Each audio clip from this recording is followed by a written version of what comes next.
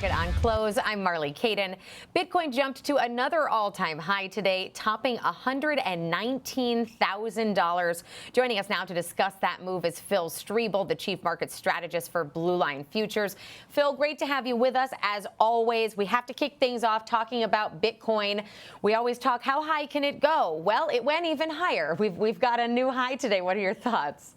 Yeah, we're starting to see a gamma squeeze unfold. It was when Bitcoin got over that 112,000 mark, retesting a double high and breaking out of a bullish pennant formation. We saw quite a bit of short covering unfold. We saw the FOMO, the speculators start to come into the market and the squeeze higher. Bitcoin has been a great proxy for other key commodities out there, and we're seeing inflation across the board just rise. So as far as an upside price target, I really believe that $125,000 mark could easily be achieved. And if you look to the end of the year, I think somewhere in the 150,000. There's just been too much widespread adoption of Bitcoin. It's really been harnessed as a key component to many different portfolios. And now you're seeing it just expand. The number of uses, the number of people becoming involved with it has really taken its way. Well, it is so interesting. We used to talk about Bitcoin and these strategies that seemed so foreign to everyone. And now you're seeing these huge purchases from institutions, and that combined with optimism on the regulatory front. Do you think that these new investors that generally wouldn't have touched something, a speculative investment like crypto and Bitcoin, are really driving these price increases?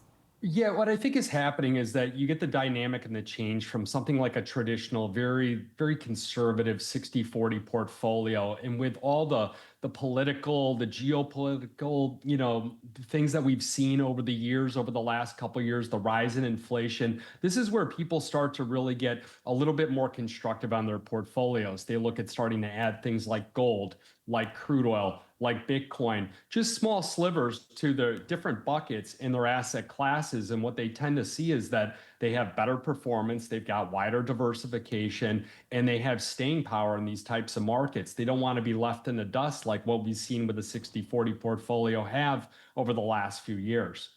And in terms of its projections for Bitcoin, I know you have an eye on that $125,000 level. Do you think that's where we're headed? Are we going to see it? And how near term is that potential? It feels like every time we say Bitcoin's going to do a dip, it comes right off its dip and goes even higher.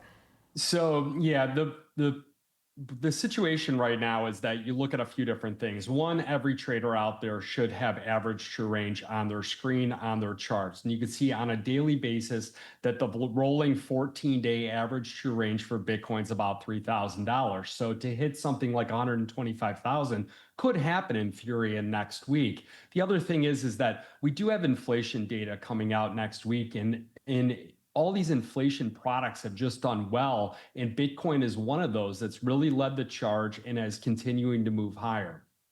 And I do want to move us into oil now. We could talk about Bitcoin forever, but oil having quite a day. We're up 3%. Brent's up almost 3%. Tariffs obviously at play here. President Trump said he has a major announcement on Russia coming up in the near term. We know nothing more than that. Is that the primary driver here? I believe that Russia is the driver. And what's interesting about the oil market is that with OPEC trying to continue to produce, it seems like every headline out there is very bearish. Oil's resiliency that we've seen. And if you look from a trading standpoint, we had the fallout and everything go on with Iran. We had pulled back significantly. We tested what was originally old support, then became new resistance. Now we get the breakout. Now we're testing support again, and markets are bouncing back. So I think realistically, something like the 68 to 72 level feels a little bit overbought. You get into the mid to lower 60s, it feels closer to that support level, and I believe that a lot of traders are playing that range. And we did get another note this morning from the IEA saying that they thought that the global oil market might be tighter than it appears. Demand supported by peak summer refinery runs with travel and power generation. Do you think that that's a contributor here as well?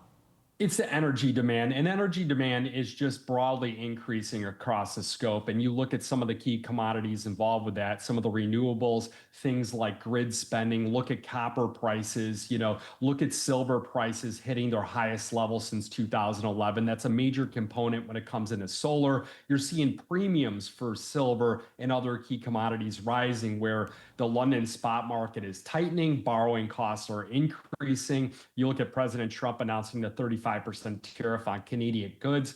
It follows that 50% tariff on copper. And you go to, earlier this year, we saw there was speculation that these tariffs would take place and they were denied. And then now we have the reality of these tariffs are being implemented. So we might see a reconsideration on things like the silver market. And that's why silver up 5% today. And much a similar story with the dollar, right? As we're getting some clarity on some of these tariffs, dollar had the worst start to the year in more than half a century, I think, since the 70s. But it's higher today on some of this intensified trade talk.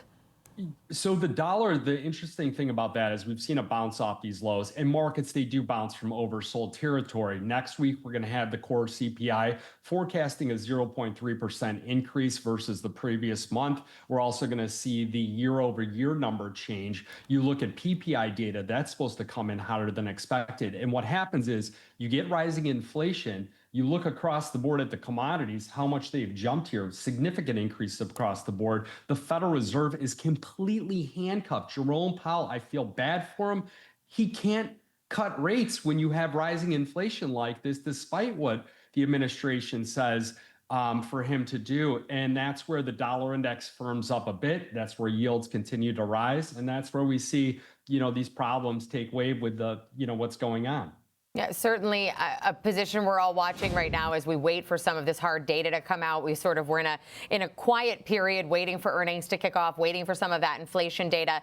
As far as we go into next week, and it has a lot for us to keep an eye on, what specifically are you watching for? Well, when you get into the earnings, I think that the bar it's been raised, it's been brought down kind of low at this cycle around. So I think that many of the companies are easily going to jump over that hurdle because they've reduced it. I think guidance will start to come in and things. Going to have a little bit of a shakeup here with what's going on with the tariffs right now, but that won't be felt for a while. So investors are buying the dip at the moment, especially in tech and the S&P 500. What they're avoiding right now is rate sensitivity. So look at the Russell making new lows, the dollar pushing up, making new highs on the day, and people looking to get their assets into things that will have its purchasing power and accelerate with rising inflation.